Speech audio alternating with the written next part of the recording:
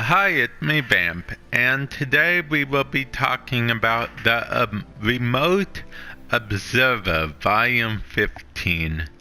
If you guys don't know what that is, apparently every week, I just learned about it not too long ago. I don't make weekly videos on this, but this is worth making, I feel like, because it tells all the changes that are coming to Plains of Eidolon, or all the changes dealing with focus, rather. And let's get into it, shall we? Okay, so, first of all, let's try to read this the best we can, word for word. We'll give our opinions, also, but yeah. Get your argon crystal ball ready. We're looking into the future yet again for this volume of the Remote Observer. Since there were no releases this week on any platform, we'll be featuring highlights of update notes to come. Keep on reading for more information about Focus, Sniper, and sortie changes, and more. Okay, so Focus rework. That goes over what we may or may not know already. A new focus lens had been added. The Eidolon lens. It had a 2.25 energy conversion. In case you're wondering what that means, the current greater lens had 1.75. So this is greater than the greater lens. It's called the Eidolon lens. Let's call it the greater lens. In this one instance, we might make a joke about it in the future, but you know me. Anyway, let's continue.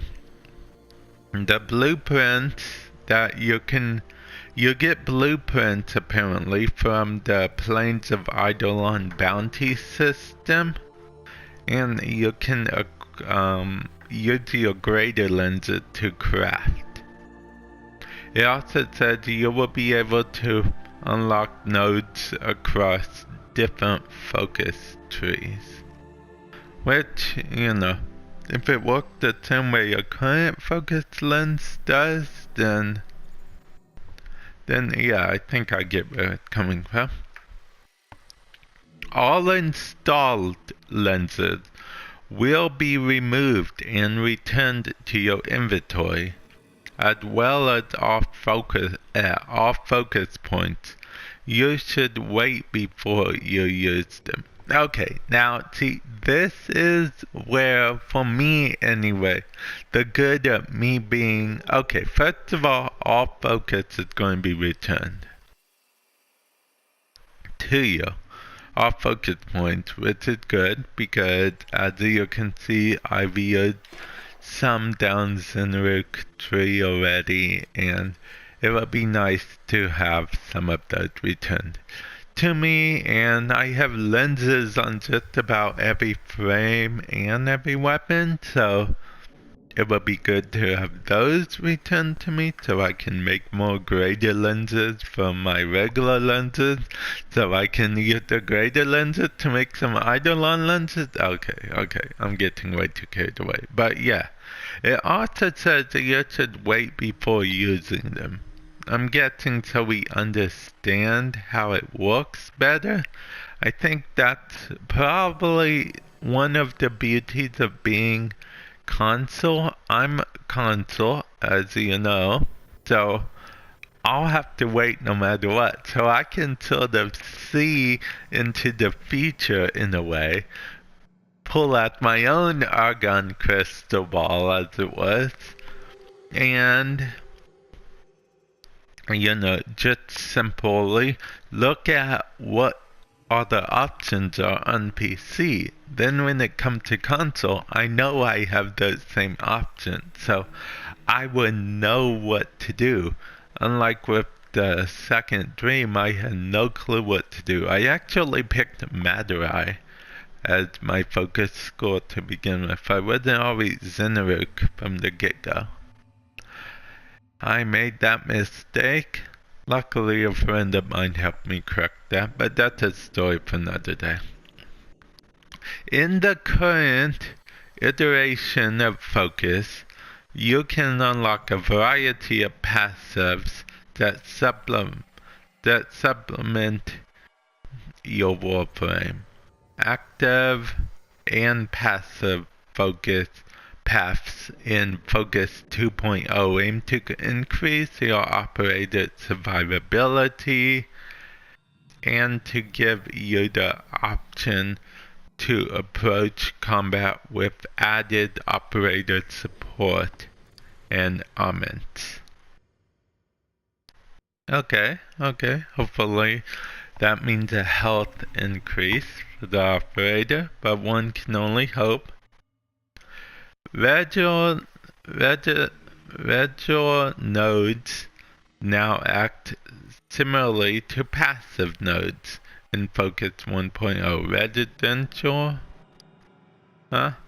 are effects that trigger when entering operator mode and last for the remainder of the mission. Now, the thing about that is, I'm wondering what would be the point, or even if it would still exist, of, when you hold down 5, it come out of your Warframe, and, your Warframe just there lifeless, and you're pulsating energy and whatnot.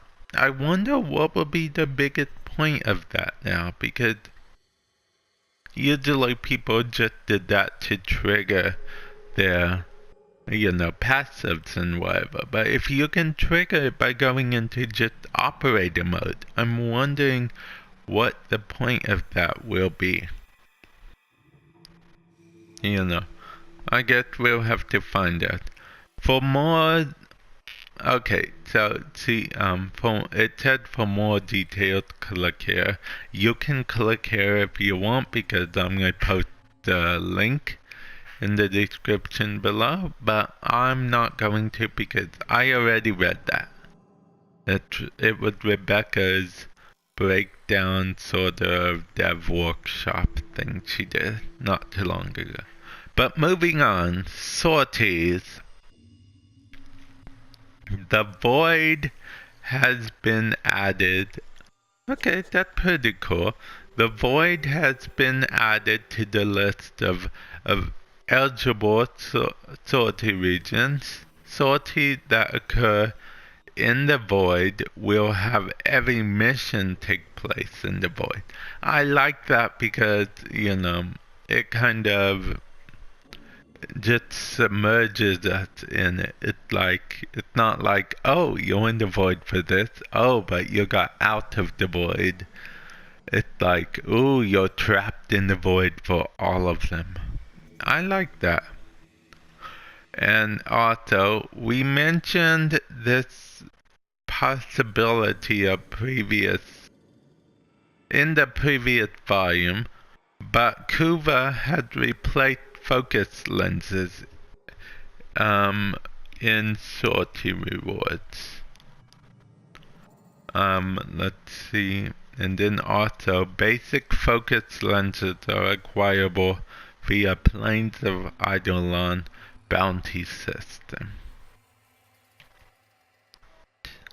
To be honest, I'm a little worried about how much. I can only assume that Eidolon lens will cost 4 greater lenses, because in order to craft a greater lens you need 4 regular lenses. So if you're doing 4, let's see, so that means if we go by that logic, that means you would need 16 lenses, so you could craft them into 4 greater lenses, so then you could craft them into 1 Eidolon lens. So maybe it will cost less than that, who knows.